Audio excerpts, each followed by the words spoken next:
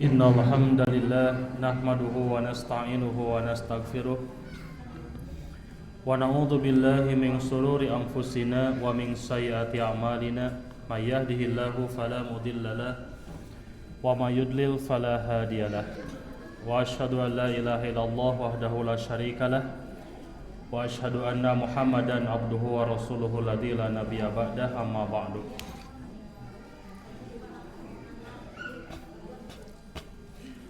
Hadirin ikhwatu iman rahimakumullah. Alhamdulillah dina deungeut ieu urang sadayana masih di paparinan jatah yuswa ku Allah kangge ngalaksanakeun salah sawios kawajiban mangrupi thalabul ilmi. Mudah-mudahan dina sagala rupi bentuk amal ibadah urang sadayana ditampi ku Allah Subhanahu wa taala. Ikhwatu iman rahimakumullah. Bahasana campur sari we nya. Gabungan bahasa Indonesia sareng Sunda.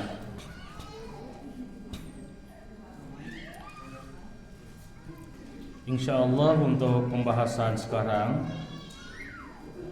tema melanjutkan pembahasan yang pernah kita bahas,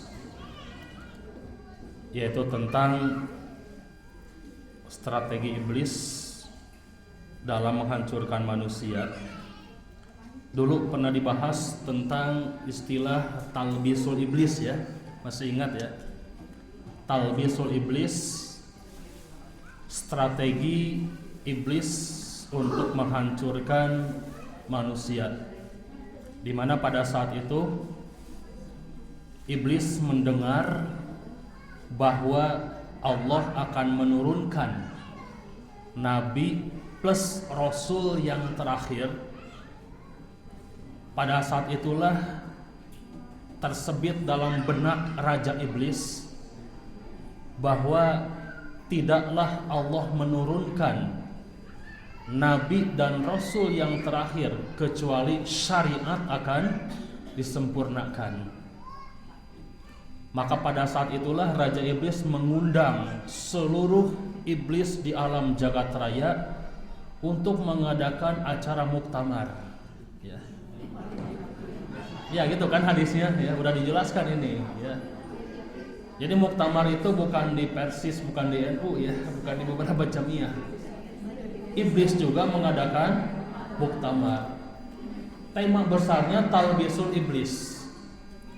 Tema besarnya poin-poin apa saja yang bisa menghancurkan manusia. Pada saat itu lahirlah 11 macam strategi yang bisa menghancurkan manusia. Atos dibahas eta mah moal dibahas deui nya. Atau hilap deui. Pasti hilapnya. Hilap deui. Kan aya YouTube-na katanya. Jadi lahirnya 11 metode atau cara strategi iblis untuk menghancurkan manusia. Kisah lanjut tentang iblis tersebut. Pada saat itu iblis diperintahkan oleh Raja Iblis untuk kembali mendengar mencuri firman Allah. Kan iblis itu selalu mencuri ya. Jadi sok maling takdir Allah untuk manusia. Namun pada saat itu ketika iblis ngablesat hiber gitunya, ingin mendengar takdir Allah, tiba-tiba pada saat itu iblis dihalangi dengan benda-benda yang ada di langit, sehingga para iblis tidak lagi bisa mendengar takdir Allah untuk manusia akan esok hari. Hal ini oleh Allah diungkapkan dalam beberapa surat dan ayat, diantaranya surat Al-Mulk. A'udzubillahi minasyaitonirrajim. Wa laqad zayyana as-samaa'a dunya bimasabiha wa ja'alnaha rujuman lisyayatin. Ayat itu menjelaskan ketika iblis hendak mendengar takdir Allah atau takdir manusia yang ditetapkan oleh Allah, maka benda-benda langit melempar gitu.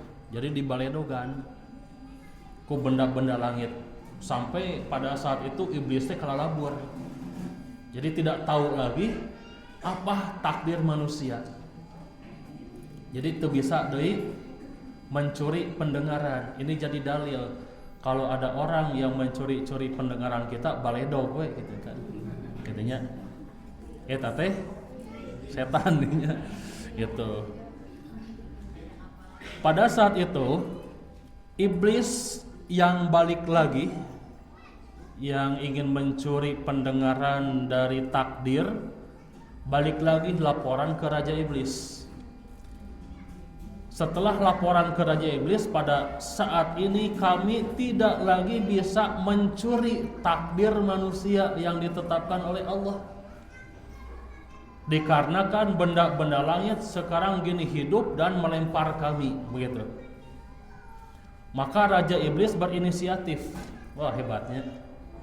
Gitu. Raja Iblis menetapkan kalau begitu menyebarlah kalian ke penjuru dunia, sebab tidak ada kejadian seperti ini kecuali pasti ada penyebabnya, gitu. Gitu. Jadi pasti ada penyebabnya. Maka pada saat itu para iblis menyebar ke berbagai pelosok.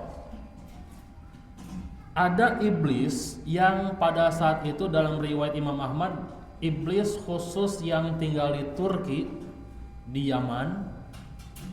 Kemudian iblis tersebut pada saat itu mendengar ada ucapan di mana ucapan ini diucapkan oleh seorang manusia, dan ucapan ini persis seperti ucapan firman Allah yang selalu didengar oleh kaum iblis. Ternyata ucapan ini adalah ucapan Rasulullah ketika membaca Al-Quran. Jadi kisahnya begini. Ketika Rasulullah SAW pulang dari Taif, antara Mekah dan Taif ya, pulang dari Taif pada saat itu. Pulang dari Taif, Rasulullah SAW singgah dulu di malam hari di suatu tempat bernama Wadi Nahlah. Wadi Nahlah, kemarin saya ke Wadi Nahlah. Antara Masjid Haram dengan Wadi Nahlah tempat singgah Rasulullah itu kurang lebih ada 300 meteran. Jadi lumayan dekat. Ke sebelah utara Kaler. Mana Kaler tadi dia? Itu, nah sebelah Kaler ya. Jadi ini Masjid Haram, sebelah utara ada Wadi Nahlah. Wadi Nahlah di sini tempat singgahnya Nabi ketika pulang dari Taif. Di sanalah Nabi melaksanakan sholat malam dan membaca Al-Quran. Nah, ketika Nabi SAW membaca Al-Quran di Wadi Nahlah, para iblis datang. Dalam riwayat Imam Ahmad itu dan tafsir menerangkan diantaranya iblis dari Turki, dari Yaman, mendatangi Rasulullah SAW, dan iblis-iblis tersebut mendengarkan bacaan Al-Qurannya Nabi. Dalam Al-Quran diabadikan, pertama dalam surat An-Nahl, kemudian kedua An-Nahl kalau nggak salah ya, yang kedua dalam surat Jin. Dalam surat Jin ayat pertama itu, A'udzubillahi minasyaitonirrajim, bismillahirrahmanirrahim, qad sami'allahu qawla allati bukan itu. Qul uhiya ilayya annahus tama'a nafaru minal jinni faqalu inna sami'na qur'anan ajaba yahdi ilar rusdi fa'amana bihi. Yang saterasna.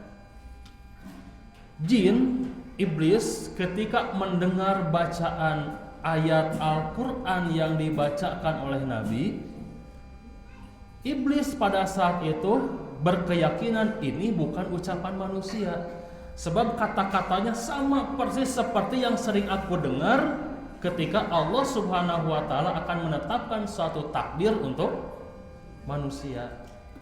Maka pada saat itulah sebagian jin fa'amana, aku beriman. Karena bacaan ini sungguh menakjubkan, ini bukan ucapan manusia, aku yakin ini adalah ucapan dari Allah dan aku beriman, fa'amana. Dalam surat yang lain juga disebutkan ketika Rasulullah SAW membacakan ayat Al-Quran, ayat jin kedengaran robrol gitu. Kata jin pemimpinnya, ansitu, diamlah kalian, dengarkan oleh kalian bacaan-bacaan Al-Quran yang dibacakan oleh orang tersebut. Aku yakin orang tersebut adalah Rasul terakhir yang Allah tetapkan, inilah Nabi dan Rasul terakhir itu. Begitu. Waktu itu fa'aminu, bangsa jin, rombongan jin waktu itu semuanya beriman gitu, masuk Islam. Pada saat itulah Rasulullah SAW sholat, nyangkina nyalira, ternyata seueur anu berjamaah. Dan yang berjamaah itu bukan hanya kelompok para sahabat, tapi termasuk golongan bangsa jin. Sampai oleh Allah diberikan izin jin bisa terlihat pada saat itu, dan di sanalah di Wadi Nahlah Rasulullah telah mengislamkan kaum jin begitu.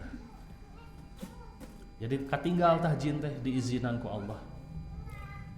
Ikhwati iman rahimakumullah, makanya ada istilah sahabat dari golongan jin. Ya, ayatnya sahabat dari golongan jin teh nyaeta di mana jin-jin inilah kurang lebih ada 44 kelompok. Jadi masing-masing memiliki kelompok, geng. 44 geng ini membawa kelompoknya semuanya masuk Islam begitu. Bahkan di antara jin-jin ini ada yang selalu datang kepada Nabi, murojaah, minta pengajaran kepada Nabi. Bahkan pernah dalam riwayat Imam Ahmad, Nabi SAW diajak ke alam jin. Tidak lama, hanya beberapa jam. Jadi Nabi diajak untuk berdakwah, memberikan pengajaran ke kaum jin pada saat itu, ke alam jin. Kemudian hanya beberapa saat Nabi SAW datang lagi ke dunia, begitu riwayatnya. Kemudian pada saat itu kan para sahabat mencari, kemana Rasulullah? Kata Rasulullah, kenapa kalian mencariku? Hanya aku beberapa saat pergi ke alam jin. Kata sahabat, ya Rasulullah, engkau pergi hampir 1 hari penuh begitu. Padahal Nabi nembe sabaraha jam gitu, 1-2 jam gitu. Di dunia mah tos hampir sehari penuh sana gitu. Ikhwatu iman rahimakumullah, diabadikeun Wadi Nahlah tersebut sekarang diabadikan menjadi ada bangunan masjid, namanya Masjid Jin gitu. Aya nu kantos ka Masjid Jin? Tacan, tangke mah kadinya gara piknikna nya. Di rihlah teh sunnah, tangke kadarinya weh nya. Piknik ka Mekah ka Madinah nya. Nah di Mekah di Masjid Haram kurang lebih ada 300 meteran. Di sana ada Masjid Jin, namanya Masjid Jin, di mana disebut Masjid Jin itu adalah Rasulullah SAW pernah berdialog langsung dengan jin dan jin masuk Islam, diabadikan dalam Al-Quran ada. Ya. Ikhwatu iman rahimakumullah, sebagian bangsa jin yang menjadi iblis itu tidak beriman dan tetap konsisten untuk mengganggu manusia. Rasulullah SAW menyebutkan dari beberapa talbisul iblis, dari beberapa strategi iblis yang akan menghancurkan manusia itu yang sudah saya sebutkan. Itu Rasulullah SAW menyebutkan ada ra'sudzunub, atau Imam Ibnu Qayyim Al-Jauziyah menyebutkannya dengan istilah usulul khotoya. Upami hadis nama Rasulullah menyebutkan salasun muhlikatun. ada 3 hal yang menyebabkan manusia binasa. Jadi 3 hal yang menyebabkan manusia binasa, celaka, jauh dari rahmat dan jauh dari hidayah. 3 hal ini kata Rasulullah syuhun muta'un. Yang pertama adalah syuhun muta'un, pelit yang diikuti. Nah, itu pernah dibahas ya. Ada syuha, ada bakhil ya. Itu diantaranya. Ada khirsun. Jadi bakhil, khirsun dan suha, suhun itu sudah dibahas. Masih ingat tidak perbedaannya? Pasti hilap deui nya. Ada bakhil. Bakhil itu pelit.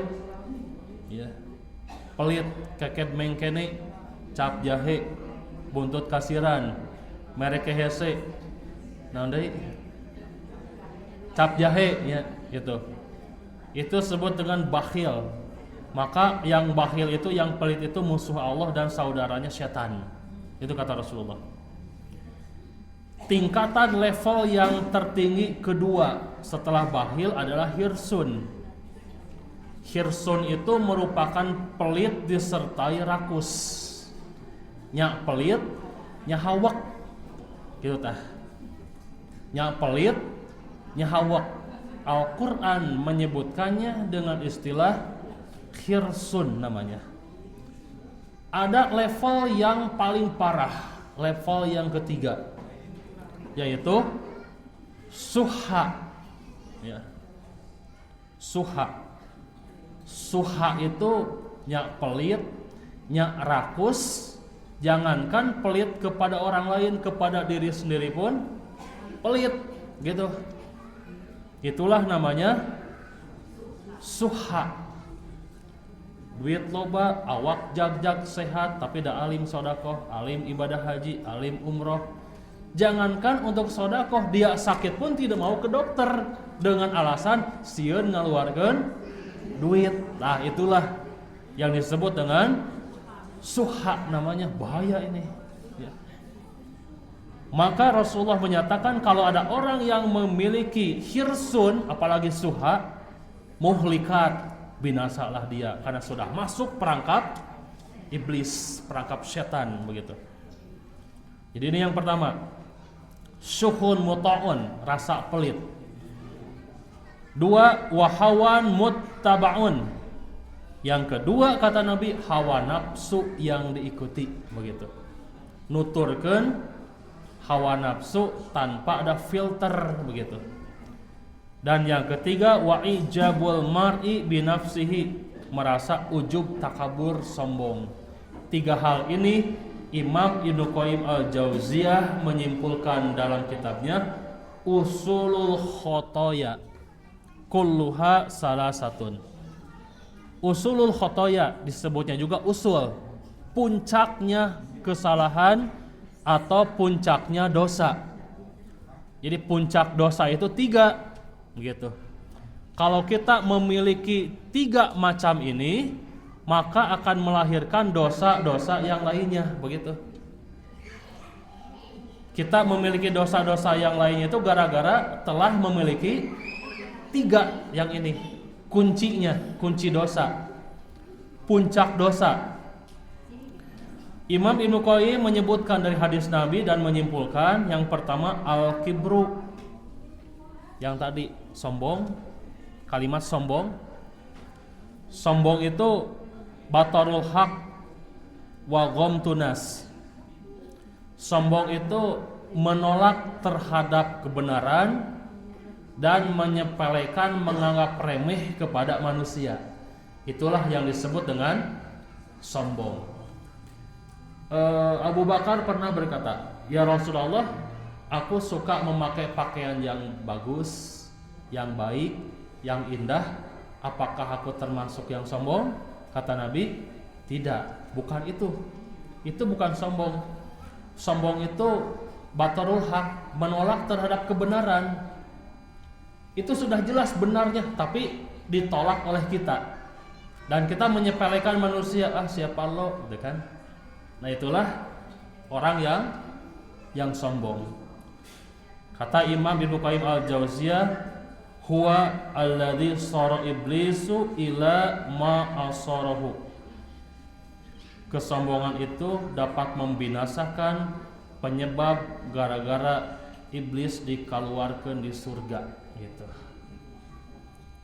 Dalam hadis meskipun lemah tapi bisa dijadikan sejarah, kan iblis itu yang menempati surga itu dalam hadis lemah namanya Azazil ya. Azazil itu diterangkan oleh Ibnu Abbas. Jadi sebelum dunia ini ditempati oleh manusia, jadi dunia ini ditempati terlebih dahulu oleh kaum jin, begitu. Bangsa jin. Sebelum manusia itu dunia ini ditempati oleh bangsa jin. Kan gitu jin teh. Kebiasaan jin satu sama yang lainnya sering berperang. Jadi teu akur. Gitu tah. Jadi hese ka akurna. Makanya kalau ada manusia dengan manusia hese akur, eta teh sarua jeung jin gitu kan. Pada saat itu Allah Subhanahu wa taala mengutus malaikat Jibril dan beberapa malaikat untuk membinasakan kaum jin yang ada di dunia. Dan malaikat dibantu pada saat itu oleh satu jin yang sangat soleh sekali, yaitu Azazil namanya. Gitu. Yang membantu malaikat untuk membinasakan bangsa jin yang ada di dunia. Itu dalam versi Ibnu Abbas. Binasakeun weh semuanya, kosong weh dunia ini teh. Maka Azazil ditempatkan di surga oleh Allah. Jin pertama kali yang berdiam diri di surga yaitu Azazil gitu. Pada saat itulah Allah mengumumkan, dalam surah Al-Baqarah dijelaskan, Allah berfirman memberikan kabar kepada para malaikat, inni ja'ilun fil ardi khalifah. Wahai malaikat, sesungguhnya aku akan menciptakan manusia di bumi dengan tujuan akan dijadikan seorang khalifah. Malaikat menerima tidak? Tidak. Malaikat protes, ataj'alu fiha ma yusfiku dima. Ya Allah, kenapa engkau ingin menciptakan manusia? Malaikat tahu bahwa sifat manusia itu ada kemiripan dengan bangsa jin.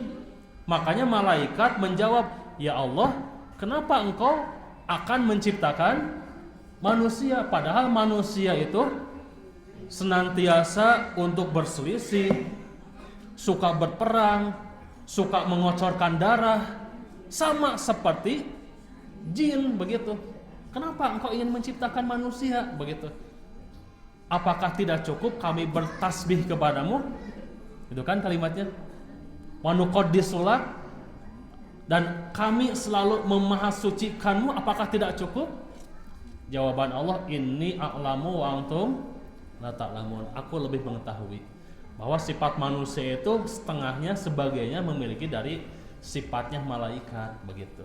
Jadi manusia itu pertengahan, memiliki sifatnya malaikat, memiliki sifatnya bangsa jin atau setan begitu. Makanya ketika manusia taat, lebih taat dengan ketaatannya itu derajatnya lebih tinggi daripada malaikat. Ketika manusia maksiat, derajatnya lebih rendah daripada jin atau setan, lebih rendah daripada setan. Begitu ya. Nah, pada saat itulah Azazil yang sangat soleh ditempatkan di surga. Oleh Allah sudah diberitahukan akan menciptakan manusia, dan Allah menciptakan manusia pertama yang bernama Adam pada saat itu. Ketika Adam diciptakan oleh Allah, Allah langsung memerintahkan kepada makhluk yang ada di sana, kepada malaikat dan Azazil, usjudu li Adama, sujudlah kalian kepada Adam. Fasajadu, kemudian malaikat sujud semuanya, illa iblisa. Nah, berubah sekarang statusnya, gelarnya. Yang tadinya jin, sekarang statusnya berubah menjadi Iblis kenapa? Aba wastakbaro, menolak karena kesombongannya. Ya Allah, bagaimana mungkin aku bersujud kepada Adam? Khalaqtani min nar wa khalaqtahu min tin. Bagaimana mungkin orang yang terkuat harus sujud kepada orang lemah? Aku diciptakan dari api, sedangkan Adam diciptakan dari tanah. Seharusnya Adamlah yang sujud kepadaku, begitu. Nah, mulai kesombongan, batarul haq wa gomtunas, menolak terhadap hak, menolak terhadap perintah yang jelas, nilai kesombongan. Maka oleh Allah ditetapkan aba wastakbaro. Azazil telah memiliki satu kesalahan, yaitu timbulnya rasa kesombongan. Kalau begitu pergilah engkau jin, keluar. Jin itu iblis keluar dari surga, diusir oleh Allah. Tidak layak surga ditempati oleh orang yang sombong. Makanya ada hadis, la yadkhulul jannata man kana fi qalbihi misqala habatin min kibrin. Tidak layak masuk surga bagi seseorang yang memiliki sifat kesombongan walaupun sebesar debu, gitu kan? Tidak layak, tidak akan masuk surga. Ikhwati iman rahimakumullah. Jadi ini yang pertama tentang al-kibru. Puncak induknya dosa yang pertama sombong. Kalau kita memiliki sifat sombong, maka akan melahirkan sifat-sifat dosa-dosa yang lainnya. Aranakan tah ku gara-gara sombong teh.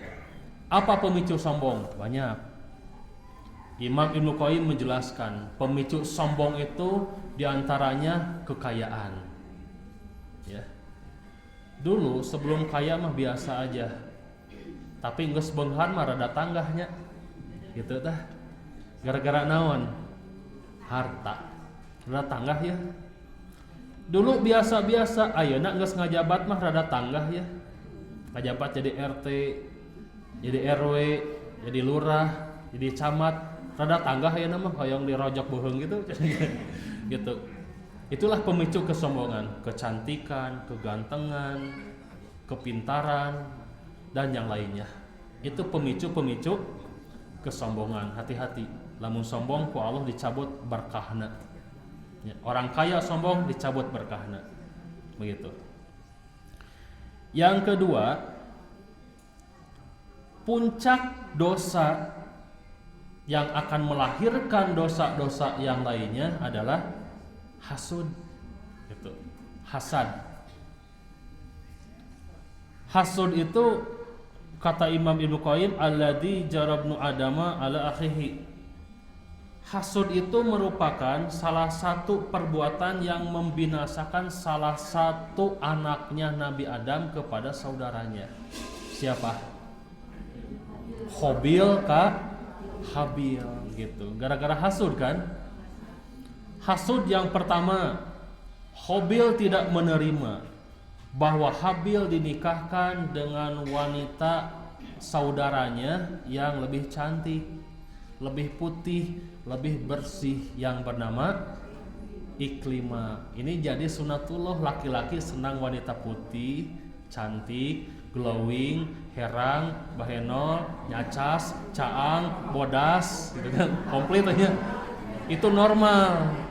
Kalau tidak begitu, berarti kurang normal. Itu normal biasa, ya. Makanya ketika si bapak misalkan ngabonceng ibu, aya wanita cantik, melirik sedikit, tong dicarek, normal, ya. Kecuali lirikan yang kedua. Nah, ini beda lagi. Kalau lirikan yang ketiga baru dikitukeun ya, nah gitu. Ya, gitu. Itu normalitas laki-laki. Kalau tidak begitu tidak normal, gitu. Istri ge sama we sok urang tarosnya ningali lalaki anu ganteng cakap ngelirik teu. Ah bohongnya, masih dia teh awas ya bohong. Gitu. Masih dia. Nah itu. Jadi di sini dijelaskan bahwa Habil itu merasa iri, gitu. Ada hasudnya. Tidak mau, aku dinikahkan dengan labuda, di mana labuda itu memang parasnya sedikit hitam dan kurang cantik gitu. Ya maunya sama yang cantik begitu kan maunya. Itu yang pertama. Yang kedua, nilai hasudnya Habil kepada Qabil itu tentang kurban. Allah menghabarkan ketika Habil dan Qabil diperintahkan untuk berkurban, Qabil mengambil, kan peternaknya Qabil banyak, mengambil hewan yang paling besar, yang paling baik, terbaik, terbagus, terbesar, dikurbankan untuk Allah. Sedangkan Habil seorang petani, mencari gabah atau mencari mun aya teh pare, geus harapa pare teh, dikurbankan sesuatu yang paling buruk. Mana yang diterima? Qabil, begitu. Oleh Allah dihabarkan, kami menerima Qabil sebagai kurbannya. Kurbanan kalimatnya dalam surat Al-Hajj antaranya. Ditampi tah kurbana.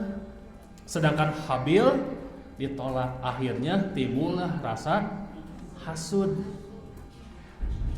Sifat hasud itu adalah rasa iri dan berniat ingin menghancurkan kenikmatan pada orang lain. Itulah hasud. Gitu. Itu definisi hasud. Jadi punya niat ingin menghancurkan dengan cara diomong-omongkan, dengan cara dijelek-jelekin, dengan cara digibah dan yang lainnya. Itulah hasud begitu. Seperti Habil. Sampai Habil membunuh saudaranya. Qabil dibunuh, itu kan. Maka kata Rasulullah, tidak ada pembunuhan di muka bumi ini kecuali dosanya ngalir kepada Habil. Inilah yang disebut dengan dosa jariyah namanya. Dosa jariyah. Ngalir ke Habil dosa nate. Begitu. Gara-gara hasud. Makanya kata Nabi SAW, iyyakumul hasada fa inal hasada ya'kulul hasanat kama ya'kul narul hatoba. Jadi satungtung urang ngagaduhan sifat hasud, percuma saum, sholat, ngaji, ibadah haji, umroh, sodako, zakat dan yang lainnya percuma. Kata Rasulullah, hangus semuanya dengan perbuatan hasud begitu. Batur nu meuli mobilna, urang nu nyeri beteungna, kan? Eta mah hasud we gitu kan. Tidak enak melihat orang lain senang. Ya. Jadi tidak nyaman orang lain lebih maju daripada saya. Tidak tenang. Itulah hasud dan itu bahaya. Dan orang yang hasud, Rasulullah menyatakan selamanya tidak akan diberikan keberkahan. Merasa kurang dan kurang, begitu. Ya, panas tiris, demam tinggi, wah, dik-dik, gitunya. Itulah bahaya hasud. Maka kata Rasulullah, hancur seluruh perbuatan kebaikan gara-gara hasud begitu. Dan sebetulnya mah simpel Bu, Pak. Kalau ada teman saudara yang maju, simpel metode Islam mah. Saking simpelnya, bantu doa, dekati di mana-mana butuh moal hese, ngan sakitu nya. So geura. Aya saudara nu maju, ada teman yang maju. Kan kalau kita hati bersih mah deketan, wah alhamdulillahnya. Kan kape ceretannya, sabatang dua batang wae mah nya. Tuh nya, kape ceretan. Saking dekatnya di mana-mana butuh moal hese. Cing lah 100 wae mah gitu kan istilahna. Wah 100 kos kasawa 1 juta tah transfer. Gitu kan? Ira dibayarna. Nya kos kasawa dibayar. Geus we jang di dinya eta mah. Teuh nya. Masya Allah kan. Itulah enaknya hati yang bersih gitu kan. Tapi nu hasud mah wah nya butuhnya lieur gitu kan. Nah, disinilah. Jadi itulah bahayanya sifat hasud. Bisa memakan kebaikan. Salat habis pahalanya. Saum Ramadan selama 1 bulan habis gara-gara hasud, iri, disertai ingin menghancurkan, tidak suka melihat orang lain maju. Padahal kalau kita senang dengan kemajuan orang lain, maka Allah akan membukakan pintu rezeki untuk kita. Begitu. Ya. Jadi intinya tidak boleh hasud. Imam Luqayyim menjelaskan memiliki hasud akan melahirkan dosa-dosa yang lainnya. Begitu. Hati-hati.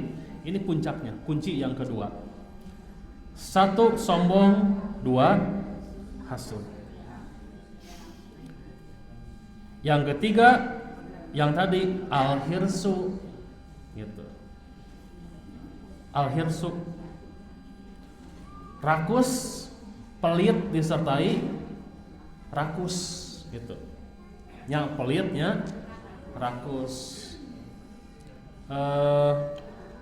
Kenapa Nabi Adam dan Hawa dikeluarkan di surga? Kenapa? Penyebabnya apa? Inti sebabnya kenapa dikeluarkan dari surga? Karena memiliki sedikit sifat khirsun, begitu. Ya. Sudah tahu Allah melarang wala taqrabah hadhihi syajarah. Silakan bersenang-senang di surga, nikmati surga satu, gitu kan kata Allah. Satu, jangan dekati pohon ini, udah beres. Tapi dah setan sudah berjanji, udah dijelaskannya waktu kajian Talbisul Iblis. Setan, iblis tidak akan diam dan terus menerus mempelopori, kemudian berbisik, mempengaruhi terhadap wanitanya, begitu. Terhadap wanitanya, yaitu kepada Hawa, di mana Hawa pada saat itu menginginkan buah yang tumbuh di pohon yang bernama pohon khuldi, begitu. Nabi Adam dibujuk terus, maka kata Rasulullah tidak ada kelemahan laki-laki kecuali hanya dengan perempuan, begitu. Dalam riwayat Imam Muslim dijelaskan, kata Rasulullah SAW, aku tidak berpikir ada makhluk yang cerdas, pintar, akalnya sempurna, bisa untuk menyeimbangkan antara pikiran dan hatinya, tapi justru kalah dengan seseorang yang berakal setengah, gitu. Itu dalam riwayat redaksi Imam Muslim.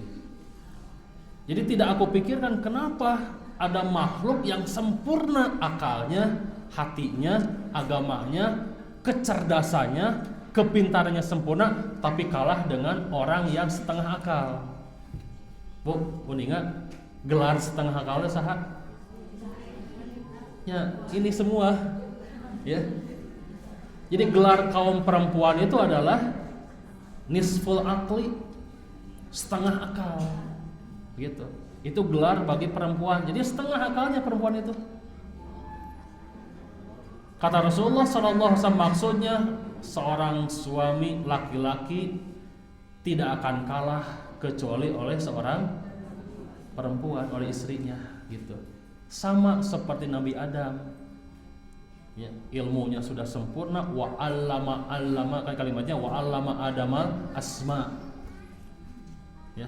Allama kan kalimatnya aku ajarkan, kata Allah, kepada Nabi Adam beberapa nama, ajarkan beberapa ilmu sehingga sempurna keilmuannya, tapi kalah oleh istrinya gara-gara menginginkan buah khuldi. Akhirnya hirsun ada, terbujuk ku istri nama, akhirnya dikeluarkan di surga. Ini jadi dalil. Bahkan Rasulullah pernah menghalalkan yang haram, mengharamkan yang halal. Pernah kan? Gara-gara saha eta teh, Bu? Istrina. Sampai turun ayat, ditegur oleh Allah langsung. Ya. Ditegur oleh Allah. Ya ayyuhan nabiyyu lima tuharrimu ma ahallallahu lak. Surat naon sudah teh? Wahai Nabi, kenapa engkau mengharamkan sesuatu yang telah aku halalkan? Hanya gara-gara istrimu begitu dicari ku Allah. Eta setingkat Nabi begitu kan. Rasulullah berani mengharamkan sesuatu yang halal gara-gara pamajikanana istrina gitu. Nah, ini jadi dalil bahwa memang kaum laki-laki itu satu kelemahannya, yaitu kaum perempuan begitu. Makanya Rasulullah Shallallahu Alaihi Wasallam menjelaskan ittaqun nisa, terkhusus bisa dibaca dalam riwayat Imam Muslim, Al-Bukhari, Abu Daud, At-Tirmidzi ketika khutbah wada, haji wada. Nabi dalam haji wadanya menyebutkan fattaqun nisa. Awas nih kaum laki-laki, berhati-hatilah kalian terhadap wanita, cenah gitu. Bahaya. Itulah musuh-musuh yang nyata. Wah berat. Jadi itu musuh-musuhnya gitu kan. Enggak ada kalimat musuh-musuhnya. Maksudnya wanita merupakan sosok yang luar biasa, setengah akal tapi luar biasa sekali. Memang oleh Rasulullah sudah disebutkan ada sifat-sifat yang memang di luar nalar. Ada 5 sifat yang dikembangkan oleh siapa itu yang psikologis dari Jerman teh, benar Imam Jerman ya, bukan Hore Jerman ya, gitu. Itu ada 5 sifat sampai dikembangkan ke Imam Ibnu Qayyim Al-Jauziyah. Sifat yang melekat pada seorang istri adalah 1, tidak mau mengalah meskipun dia salah. Tidak mau salah, tidak mau disalahkan meskipun dia salah. Itu sudah sunatullahnya, sudah ada zaman Fir'aunnya. Sampai Fir'aun berani mengukut Nabi Musa teh tidinya tah ya. Itu tah. Jadi ada baiknya juga, ada bagusnya. Tapi kalau diterapkan dalam seluruhnya ini memang tidak baik. Ya. Benar teh, Bu? Tuh nyamuhnya. Jadi memang gitu, Pak. Ya. Itulah wanita. Jadi memang tidak mau salah. Walaupun salah. Ini yang pertama. Gitu. Yang keduanya disebut dengan siddiqun ma'asdaqo, merasa benar dan paling benar meskipun tidak benar, begitu. Memang begitulah sifat wanita. Dan yang ketiganya lebih mengunggulkan perasaan daripada akal, karena akalnya kata Nabi setengah, wanita lebih kepada perasaan, sehingga dalam hadis sebutkan kasratu jidal, akan seringnya berjidal, akan seringnya bentrok antara pendapat suami dan pendapat istri gitu, sering bentrok. Memang sudah disebutkan itu sebagai ujian rumah tangga, sejauh mana bisa mempertahankan rumah tangga, kata Nabi. Karena ini ujiannya, tidak akan selaras terus, selaras sok orang taros.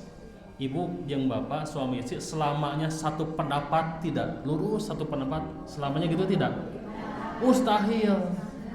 Kalau diambil range-nya 1 sampai 10, paling 2 cocok nama.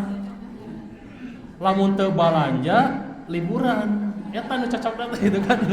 Ya, eta we sok kesananya bentrok wae, masalah pendidikan anak, masalah nafkah, masalah yang lainnya, gitu kan.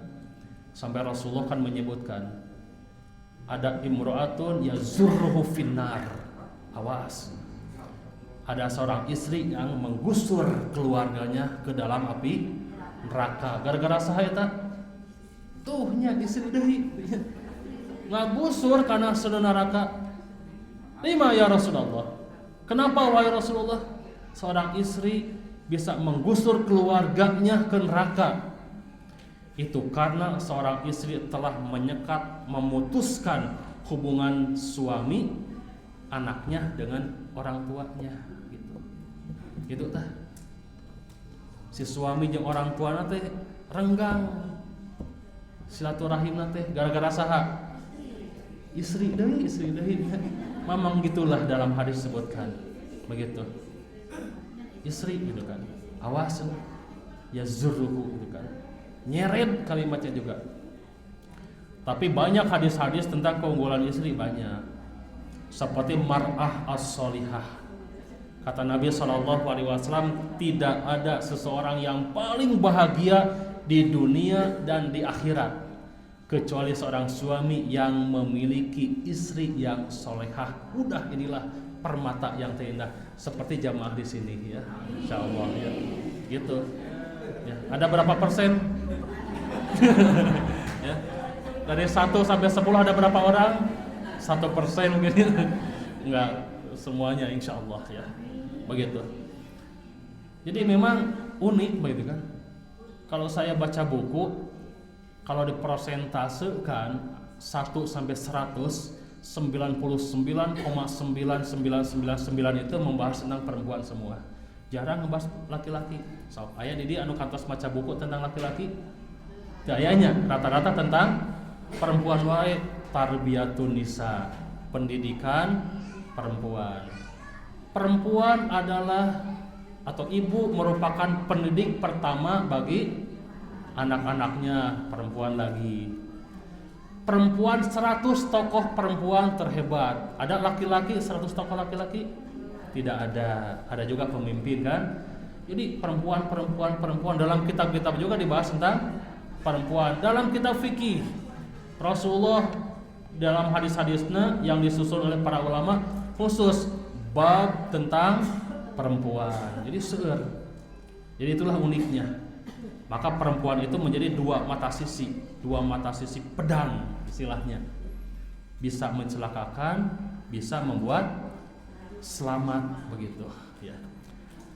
Nah, inilah yang harus diperhatikan, bahwa memang Nabi Adam pun terbujuk gara-gara perempuan. Rasulullah mengharamkan yang halal gara-gara perempuan. Tapi hadis-hadis juga banyak bahwa memiliki mar'ah solihah, perempuan yang soleh itu merupakan permata yang lebih indah, yang merupakan bisa membawa ke jalan surga.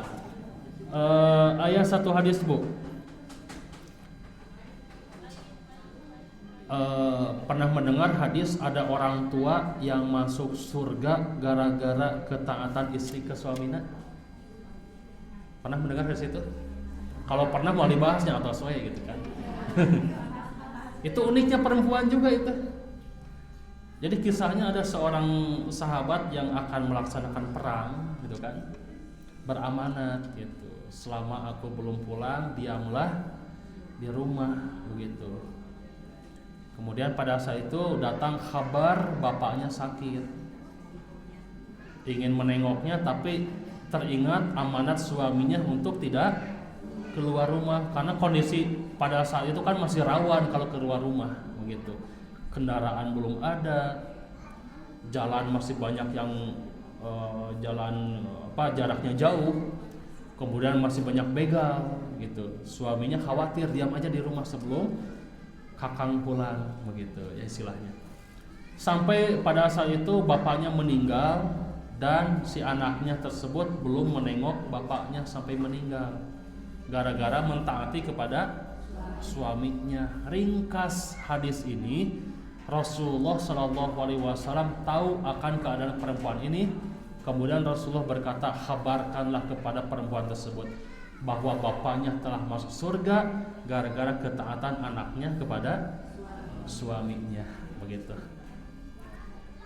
Jadi kalau ingin punya cita-cita memasukkan surga, orang tua memasukkan surga, dimasukkan ke surga, satu, taat kepada suami, beres. Makanya kata Rasulullah SAW, kunci surga perempuan itu 3 ya, 3, tidak lebih 3 kurang, kata Nabi. 3 perkara kunci surga perempuan.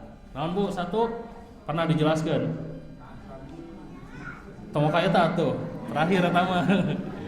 1, ida sholat khomsaha, apabila sholat yang 5 waktu disebutkan salah sunnah nama ya, cukup tepat sholat yang 5 waktu gitu.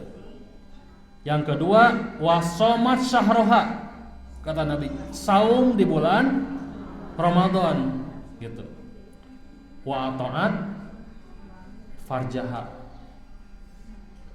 Salat, saum, wa hafizat farjaha, menjaga kehormatan, 4 berartinya. Terus wa hafizat farjaha, menjaga kehormatan, menjaga farji, menjaga kehormatan di sini maksudnya kehormatan keluarga ya. Kemudian menjaga farjinya, tidak membuka aurat sedikit pun.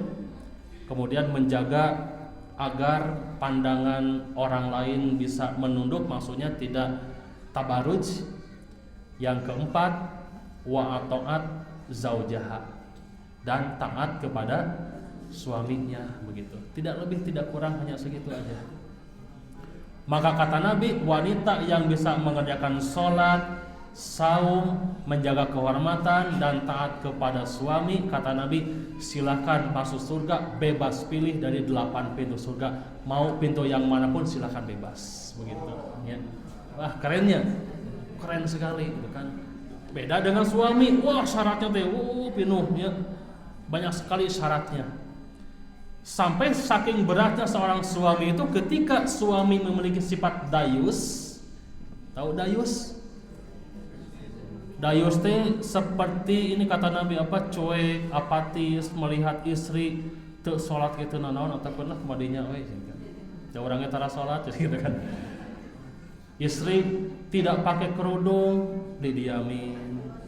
Istri terbuka auratnya, diantapkeun. Itu dayus. Rasulullah menyatakan sifat dayus tersebut membiarkan istri berbuat maksiat, dosanya yang menanggung adalah suaminya, begitu. Rugi itu Pak? Ruginya gitu. Jadi simpel jadi perempuan mah sebetulnya. Kan saking simpelna eta ku heurasna gitu. Nya nu heuras kecuali mar'ah shalihah gitu. Jadi tidak semuanya heuras. Ada mar'ah shalihah. Inilah makanya cita-cita terbesar perempuan itu satu sebetulnya. Apa cita-citanya? Al mar'ah as-shalihah. Makanya doa orang tua untuk anak perempuannya, jadikanlah anakku menjadi wanita yang shalihah, begitu. Itu sudah mencakup semuanya, begitu ya. Itu hirsun. Jadi ada tiga puncak dari dosa. Nukaji naon tadi? Sombong. Yang kedua pelit, hasud. Yang ketiga pelit, rakus ya. Hilangkan 3 sifat tersebut, maka sama dengan mencegah dosa-dosa yang lainnya. Ya sebetulnya kita banyak berdosa itu yaitu gara-gara ini dibuka. Pintu utamanya dibuka. Kalau pintu utama dibuka, ngocor dah dosa-dosa yang lainnya. Kesombongan harus ditutup. Hasud, iri, dengki kepada orang lain tutup. Pelit kedah ditutup. Insyaallah lancar karena kehadiran, dosa-dosa bakal ditutup. Jadi 3 yang jadi poinnya. Ikhwati iman rahimakumullah. Maka dengan itu Imam An-Nawawi menyimpulkan dalam kitab Riyadhus Shalihin itu dibahas tentang israf. Tepatnya bab ke-14. Imam An-Nawawi menjelaskan tentang wajibnya sederhana dalam hidup, baik dalam ibadah ataupun dalam muamalah. Jadi harus sederhana. Dalam ibadah harus sederhana, dalam muamalah kehidupan keduniaan harus sederhana, sinagar tengah. Artinya tidak boleh israf. Israf itu berlebihan. Tidak boleh berlebihan. Imam An-Nawawi menyantumkan 3 ayat Al-Quran. Pertama surat Toha ayat 2. Kedua surat Muzammil ayat 20. Ketiga surat Al-Baqarah 185. Di sini menerangkan tentang wajibnya berlaku sederhana dan tidak boleh berlebihan. Pertama, dalam ayat kedua a'udzubillahi minasyaitonirrajim, ma anzalna alaikal qur'ana litashqa.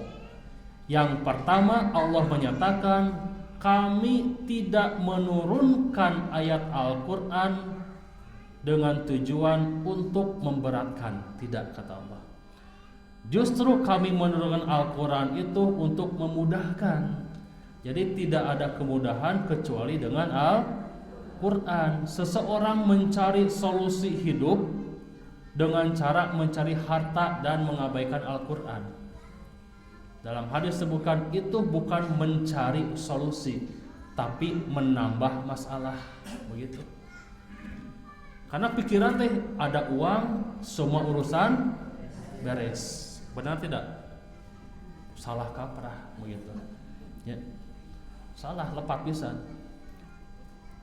Memang segalanya butuh uang, memang ya. Segalanya butuh uang, tapi uang bukan segalanya, begitu. Makanya harus sederhana, begitu. Bersifat sederhana. Dalam surat Thaha ayat kedua, di sini merupakan kesimpulan utama bahwa seluruh solusi kenikmatan, kemudian apapun masalahnya, maka Allah menyatakan Al-Qur'anlah solusinya, begitu. Litashqa, Al-Qur'an bukan untuk memberatkan. Seseorang membaca Al-Qur'an akan dibukakan pintu keberkahan. Seseorang membaca Al-Qur'an walaupun satu huruf, maka akan diberikan 10 derajat. Simkuring kantosnya watos itu masihan naon namina teh? Masihan sanes kisi-kisinya, tapi sami dengan kisi-kisi cara khatam Al-Qur'an. Jadi kalau kita sehari saja 10 menit baca Al-Qur'an, ya 10 menit kurang lebih selembar, itu setahun itu Ramadan ke Ramadan sudah tamat, gitu. Sudah hatam. Kalau satu hari minimal 10 menit. Bu Pak gaduh waktu 10 menit kangge baca Al-Qur'an. Gaduh teh. Jangankan 10 menitnya. 1 jam oke sanggupnya. Gaduh waktosnya. Tapi nya waktos mah gaduh cenah Ustad. Kan eta cenah nya macana gitu kan. Gitu. Sehari berapa ayat atau berapa lembar yang dibaca? Atau kantos saminggu teu maca Quran? Kantosnya. Jadi masalahnya bukan tidak ada waktunya, tapi masalahnya malasnya, begitu. Makanya tidak ada musuh yang terberat kecuali malas. Maka ku Nabi diajarkan berdoalah kalian. Di antara doanya Allahumma inni a'udzubika minal jubni wal kasali, itu diantaranya ya. Ya Allah, aku berlindung kepadamu dari sifat-sifat penakut, pengecut, wal kasali, dan sifat malas, begitu. Jadi harus berdoa setiap hari, ya Allah, tebihkeun abdi dina sifat malas. Bukan tidak ada waktunya, bukan, tapi karena malasnya, gitu. Ibu kantos, bapak kantos tabuh tilu boga lilir. Aya niat hoyong tahajud. Aya niat mah hoyong tahajud ngan malas, gitu. Itulah setan. Ya, itu setan. Jadi masalahnya di sini bukan tidak ada waktu, tapi malasnya. Padahal Thaha ayat kedua Allah menjelaskan setiap permasalahan akan beres ketika kita menyandarkan diri kepada Allah, kemudian bertawakal, berusaha dengan cara banyak membaca, mentadaburi Al-Qur'an, begitu. Itu yang pertama. Yang kedua, faqra'u ma tayassara minal Qur'an, bacalah oleh kalian sesuatu yang mudah dari Al-Qur'an, gitu. Kemudian dalam surat Al-Baqarah 185, yuridu bikumul yusra wala yuridu bikumul usra. Selamanya Allah itu belum pernah membebani kalian, belum. Tapi Allah selamanya memberikan keringanan.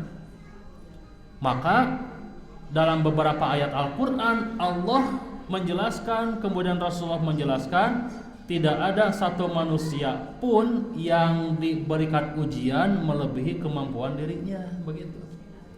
Jadi upami orang diuji ku masalah nu ceuk urang teh berat, saur Allah mah sabanana urang teh tiasa gitu tah. Tiasa kangge memecahkeun masalah bisa.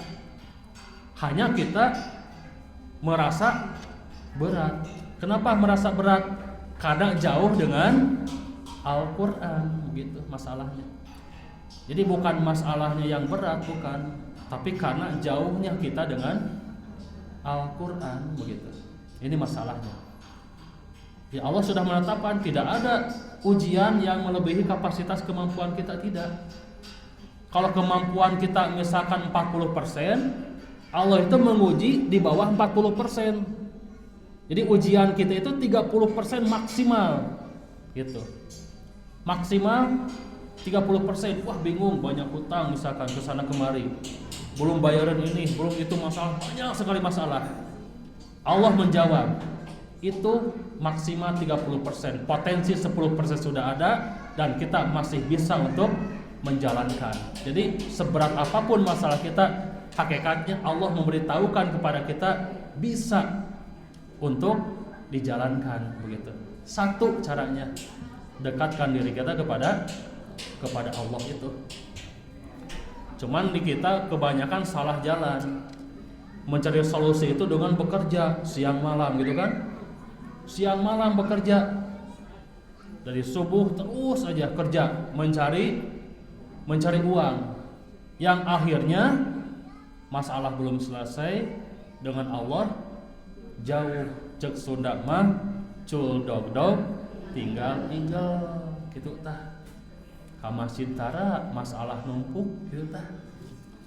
Padahal dekati Allah, datang ke masjid, curhat kepada Allah, meminta solusi kepada Allah, maka ku Allah bakal lancarkeun beres we gitu. Itulah caranya gitu. Tidak ada lagi cara yang lain. Ini informasi yang Allah berikan kepada kita. Yuridullahu bikumul yusra wala yuridu bikumul usra. Semuanya butuh proses. Itu sadayana oge. Moal aya nu instan kecuali Shopee instan. Ya. Live-nya di iklan atunya. Ya. Instan ge 2 jamnya kadang telat teh nya. Gitu. Ya semuanya butuh proses gitu. Riwayat Imam Muslim, kata Rasulullah, alaikum birukhsatillah allati rakhasalakum. Hendaklah kalian mengambil rukhsah keringanan yang Allah berikan keringanan kepada kalian. Dalam ibadah atau muamalah, Allah dan Rasulullah menganjurkan kita untuk mengambil rukhsah. Ada rukhsah, ada azimah. Azimah itu sesuatu kewajiban pokok, rukhsah itu keringanan. Azimah itu salat lohor 4 rakaat, rukhsah itu salat lohor 2 rakaat, begitu. Itu keringanan. Kata Rasulullah, ambillah keringanan, jangan berlebihan gara-gara kita mampu, jangan. Kita sedang sakit, jangan puasa. Gitu kan. Ambil keringanan, tidak usah puasa. Itu rukhsah. Itu dalam menyikapi ibadah, begitu. Kata Rasulullah, orang yang safar, orang yang sakit, kemudian safar dan sakitnya itu menyebabkan tidak sholat sunat dan tidak saum, maka kata Rasulullah dia akan tetap diberikan pahala, begitu, seperti dia saum, begitu. Bagi orang yang sudah biasa melaksanakan sholat sunat dan saum, begitu. Nah, itulah yang disebut dengan rukhsah. Sebab talbisul iblis, sebab iblis nantiasa memberikan informasi dan was-was kepada manusia agar melakukan berlebihan dalam ibadah. Maka di sini oleh Rasulullah ditetapkan alaikum birukhsah. Maka ambillah oleh kalian rukhsah, keringanan. Kalau sholat misalkan kita sedang safar baik sedang piknik, shopping atau apapun, laksanakan jamak dan qashar supaya tidak riweuh ya. Kan riweuh ya. Caca salat asar. Nah tadi qashar atuh. Nah kan bingung. Maka dengan di qashar di jamak qashar bereskan tenangnya segera ibu-ibu di dia. Nuju shopping sering di jama kosornya. Tenang tuh belanjana. Tuh nya tenang. Nuju pikniknya, piknik ke mana wae Bu piknik? Ke Pangandaran, jama kosor tuh. Tuh nya tenang tuh. Tenang teu gelisah, gelisah. Gelisah cara salat nya. Beres ke jama kosor mah alaikum birukhsah kata Nabi. Ambil rukhsah keringanan. Ini adalah keringanan yang diambil gitu. Ketika kita sedang umroh atau haji, laksanakan sholat berjamaah 4 rakaat lohor zuhurnya. Setelah beres 4 rakaat kita sholat asar. Kan ke hotel teh tenang gitu, istirahat heula gitu kan? Gitu, diam di hotel istirahat heula gitu kan. Jag-jag misalkan waktu asar ingin sholat berjamaah lagi boleh tidak? Boleh, namanya sholat sedekah gitu. Kalau kita mampu begitu. Nah itulah agama. Jadi agama itu mudah. Yang selanjutnya Imam An-Nawawi menjelaskan. Yang pertama tentang tidak boleh israf itu ibadah yang paling Allah sukai adalah bersifat dawam. Ini catatan kita selanjutnya. Ibadah yang paling disukai oleh Allah adalah sifat dawam. Hadisnya riwayat Bukhari Muslim, hadis Aisyah. Nabi SAW menyebutkan wa kana ahabbud din ilahi ma dawama sahibuhu alaihi. Ibadah yang paling disukai oleh Allah itu adalah mayang istiqomah, continue, terus menerus, dawam meskipun sedikit begitu. Meskipun sedikit sehari seayat Toha tos. Anjing ada Yasin tos. Maunya saya teuing mah atunya cikeun atunya tong saya teuing atuh. Meskipun satu hari 10 menit atau lila teuing cenah Ustaz meeting 10 menit mah bade 5 menit wae. Mangga 5 menit wae. Minimal salembar gitu nya sok aya 5 menit teu. Ayanya kirang bakalnya tuh nya. Eta teh can di diskonnya. 5 menit sehari tapi mayang tiap hari salembar. Itulah amalan yang disukai oleh Allah. Kata Rasulullah tidak ada yang sedikit ketika dikerjakan terus menerus begitu. Ya. Sampai di akhirat nanti ada amal-amalan yang sedikit tapi bisa nganterkeun ke surga. Amal-amalan sedikit, amal-amalan sepele bisa membawa ke surga. Seperti apa? Seperti ketika masuk rumah kaki yang kanan dulu. Gitu. Bismillahirrahmanirrahim. Assalamualaikum. Kanan dulu, keluar yang kiri dulu. Itu terus dilakukan seperti itu. Coba kita hitung. Berapa kali kita masuk keluar rumah? Sehari, semalam berapa kali? Taruhlah 50 kali. Taruh misalkannya 50 kali. 50 kali berarti 50 yang kanan, 50 yang kiri, 100 derajat, 100 pahala setiap hari. Teu karaos eta teh. Pakai baju bismillah heula, panangan anu katuhu heulan kanan heula tuh nya. Itu amal-amalan sepele yang bisa mengantarkan ke surga. Nyisiran. Nabi bersisir selalu yang kanan dulu. Nah, gitu. Ibu-ibu panjang kan rambutna kanan heula gitu tah. Nyisiran kanan heula, tapi bukan jadi dalil rambut belah dua, bukan. Bukan dalil belah dua, bukan. Ya. Ini jadi dalil gitu. Kecuali masuk jamban, masuk WC itu yang kiri dulu, keluar yang kanan. Ketika mau minum pakai tangan kanan bismillah. Ketika mau makan pakai tangan kanan, pakai bismillah. Makan ibadah bukan, Bu? Ibadah kade. Cuma makan lain ibadah saha. Dalam Al-Qur'an kulu washrabu itu kan hani'am bima kuntum ta'malun gitu kan. Makan dan minumlah, menunjukkan bahwa makan dan minum adalah ibadah gitu. Pandangan kanan, belawak gitu kan gitu. Kata Nabi, wala tusrifu, kulu wasrabu wa tasaddaqu wala tusrifu. Silakan kalian makan, silakan kalian minum, silakan kalian bersedekah, wala tusrifu. Catatannya kata Nabi, tidak boleh berlebihan. Itu catatannya. Makan yang terenak itu adalah berhenti ketika nikmat. Itulah terbaik kata Nabi. Maka ada adab makan. Bagaimana adab makan dijelaskan khusus bab tentang muamalah, bab yang ke-24. para ulama di antaranya Ibnu Qayyim al-Jauziyah memberikan bab judul tentang makan, bagaimana sifat makan Nabi dan bagaimana ta'dibul akli, bab tentang adab makan. Aya hadisna seueur Pak. Bagaimana adabnya? Pertama duduk, kedua mengambil nasi henteu langsung loba gedewok plok, henteu, bukan begitu sunnahnya. Gitu. Tapi sedikit gitu. Makan. Masih lapar mau nambah boleh tidak? Boleh, silakan tambah lagi gedewok deui, plok deui, gitu kan. Ya. Nambah deui. Boleh? Boleh nambah deui. Wala tusrifu, catatannya kata Nabi, tidak boleh berlebihan. Kalau berlebihan sampai kenyang, hilang ibadahnya. Gitu. Hilang karena berlebihan. Israf namanya. Makan yang jadi ibadah itu adalah makan yang masih terasa nikmatnya dan bisa beraktivitas. Itu catatannya. Ya. Ngaleh-leh, waduh sebuah teuing gitu. Nah, sebuah teuing nu tadi nak buka puasa teh ibadah jadi makruh. Kenapa? Sebuah teuing gitu kan. Lebarnya. Itulah ibadah makan, takdim adabnya. Jadi adabnya begitu. Gitu. Adabnya ngambilnya sedikit. Loh, makan. Dan anjuran Nabi sepertiga makan, sepertiga minum, sepertiga udara. Itulah yang enak, yang ibadah. Kalau kita 100% makan, 100% minum, 100% terap gitu kan. Begitu. Itu yang jadi masalah nantinya. Gitu ya. Jadi tidak boleh berlebihan.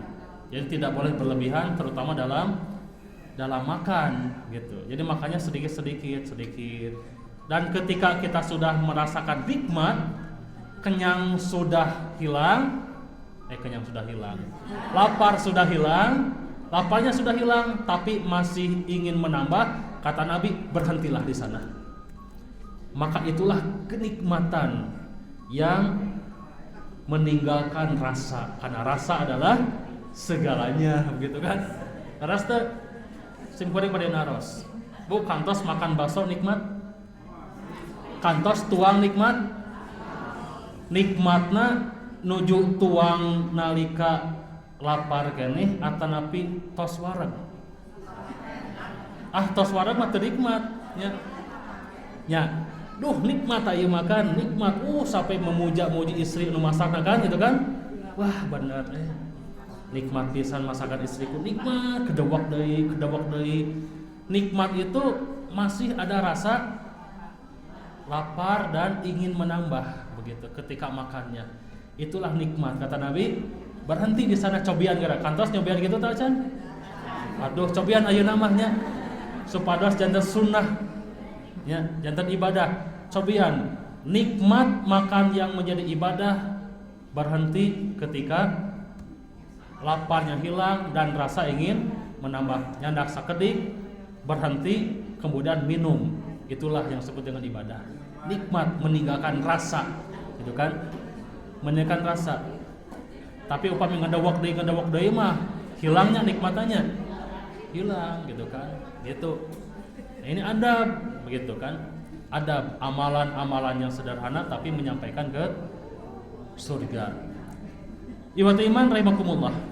Jadi ini yang pertama, yaitu banyaknya amalan-amalan. Jadi amalan-amalan yang sedikit tidak disebut sedikit apabila dawam begitu. Dawam terus aja laksanakan seperti itu, dawam terus ya, dawam terus menerus menjalankan ibadah termasuk dalam ibadah makan. Yang kedua, larangan israf. Hadisnya tentang tiga sahabat. Tentang tiga sahabat ini, ada sahabat yang mendengar ibadah Rasul. Sahabat tersebut ingin sholat tahajud terus menerus, tidak akan tidur.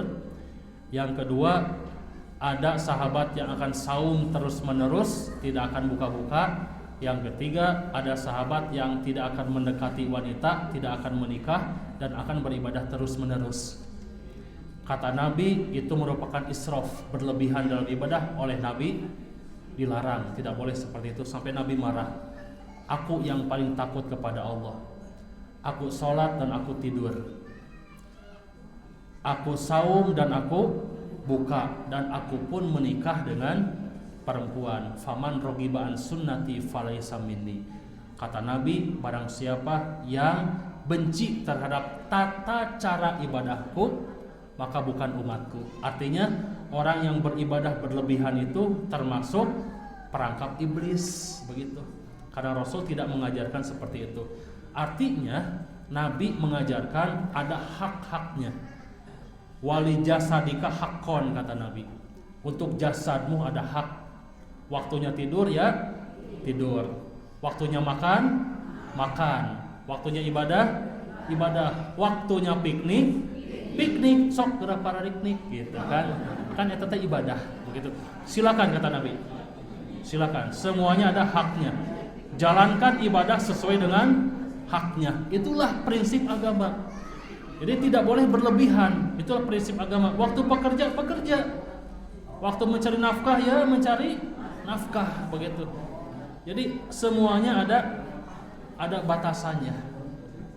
Tidak boleh israf, kecuali batasan-batasan dalam kewajiban gitu. Nanti ada kewajiban tanpa batas.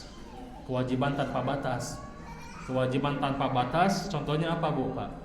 Kewajiban tapi tidak dibatasi kewajibannya. Iman tidak ada batas, iman terus menerus. Kan kewajiban ada kewajiban yang dibatasi, ada kewajiban yang tidak dibatasi. Mudoyak dan goer mudoyak. Kewajiban yang dibatasi itu seperti haji. Haji kan wajibnya sekali. Setelah itu udah dibatasi 1 kali. Itu kan? Kemudian ada pembatas dalam sholat, waktu zuhur sampai waktu mendekati asar, gitu kan? Itu dibatasi. Ini mah ada wajib tapi tidak ada batasan. Wajib yang tidak ada batasan itu seperti memberikan nafkah, gitu. Nafkah suami kepada istri tidak ada batasan. Kemudian kewajiban berbuat kebaikan anak kepada orang tuanya tidak ada batasan, gitu. Makanya hak istri meminta kepada suami, kewajiban suami memberikan kepada istri. Makanya timbul nanti uang suami, uang istri, uang istri. Liciknya kan gitu. Uang istri boleh menjadi milik suami, gitu kesimpulannya. Ada bolehnya. Secara hukum uang suami adalah uang istri, secara hukum sah karena sudah terikat. Uang istri ada kalimat bolehnya, gitu. Boleh karena uang istri itu nanti tidak bisa diwariskan, gitu maksudnya. Tapi boleh dimiliki oleh suaminya. Catatannya beda. Uang suami boleh diwariskan untuk semua. Ya ada uang istri ketika suaminya meninggal, maka uang istri tidak bisa diwariskan, tetap aja milik istri, begitu maksudnya. Jadi di sini kewajiban yang tidak ada batasnya, tapi tetap tidak boleh israf, gitu. Maksud tidak boleh israf teh seorang istri harus melihat kapasitas kadar kemampuan suami. Gaji sebulan 10 juta tapi minta perhiasan 50 juta. Nah, tidak demikian, begitu maksudnya. Ya, tidak demikian. Tapi da istri simkuring mah can pernah minta nya, taroskeun aya di dieu teh nya. Can pernah minta dugikeun ti awal nikah, dugikeun ka ayeuna teu can pernah. Tah ieu salehana teh nya nu kieu tah. Kan sakali minta gitu kan. Ngabledug gitu kan. Belum pernah minta, ngan 1 kali minta ngabledug gitu kan. Teu naon aya rezekina mah gitu. Iwati iman rahimakumullah. Yang terakhir tentang doa yang terburuk. Nabi SAW mendoakan halakal mutanattiun. Kalau bahasa kita begini, mudah-mudahan Allah nyilakakeun ka jalma anu bersifat berlebihan, gitu. Itu doa Rasulullah. Sing cilaka, sing binasa orang yang berbuat berlebihan. Gitu. Berlebihan dalam apa? Imam An-Nawawi menjelaskan, pertama, berlebihan dalam ibadah. Jadi orang yang terlalu banyak ibadah sampai melupakan keluarga, melupakan diri, melupakan apapun dilupakan, terus-terusan ibadah, kata Rasulullah, cilaka eta teh gitu. Karena ibadah bukan begitu caranya, sudah diajarkan oleh agama. Kedua, dalam bermusuhan. Celaka bagi orang yang bermusuhan tanpa batas. Kata Nabi, bermusuhan dibatasi hanya 3 hari. Lebih dari 3 hari hangus seluruh pahalanya, begitu. Celaka bagi orang yang berlebihan dalam bermusuhan. Kemudian Ibnu Qayyim menjelaskan, celaka bagi orang yang berambisi mencari keduniaan. Jadi ini mah bekerja siang malam, bekerja terus, lupa ngaji, lupa ke masjid, lupa sholat sunat dan sebagainya. Kata Rasulullah, sing cilaka ditah doana. Maka kalimat halakal mutanatti'un di sini merupakan haram hukumnya berlaku israf atau sesuatu yang berlebihan. Hadirin ikhwatul iman rahimakumullah, itu kiranya yang bisa disampaikan tentang terusan dari talbisul iblis dan tentang 3 hal puncaknya dosa yang melahirkan dosa-dosa yang lain. Yang pertama adalah kesombongan, yang kedua adalah hasud, dan yang ketiga adalah sifat bakhil. Itu kiranya yang bisa disampaikan, mudah-mudahan menjadi ilmu dan tazkirah untuk kita semua. Sebelum ditutup ayat petarasan tuh. Cekapnya cekaplah.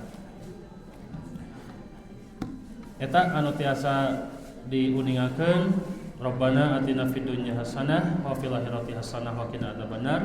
Assalamualaikum warahmatullahi wabarakatuh.